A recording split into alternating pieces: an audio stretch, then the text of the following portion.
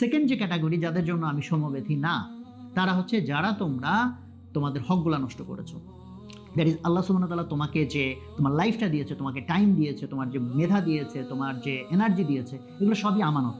But এই আমানত তোমরা যারা খেয়ানত করেছো, তোমরা যারা এটা ইউজ করো নাই, সারাদিন হয়তো ফেসবুক চালাইছো, তারপরে সোশ্যাল মিডিয়াতে সময় নষ্ট করছো, আড্ডাবাজি করে সময় নষ্ট করছো, অ্যান্ড তার ফলে তোমরা রেজাল্ট খারাপ করেছো, তাদেরকে অ্যাকচুয়ালি আমি সমবেদনা দেখাচ্ছি না।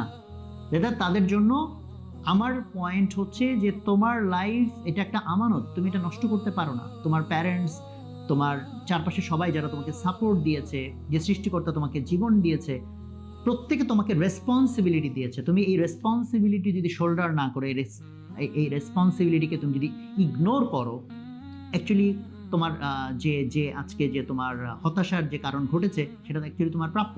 এবং তুমি যদি এখান থেকে শিক্ষা না নাও, তাহলে তুমি সামনের যে লাইফটুকু, সেখানে তোমাকে বারংবার একই রকম পরিস্থিতি ফেস করতে হবে। বাট ওভারঅল এটুকু বলবো যে লাইফ অনেক বড় একটা জার্নি। তোমরা তোমাদের লাইফের একটা ইনিশিয়াল স্টেজে আসো, এটি লাইফের সব কিছু না। সো জীবন অনেক অনেক বড়, জীবনে অনেক কিছু করার আছে, জীবনে অনেকগুলা রাস্তা ওপেন আছে।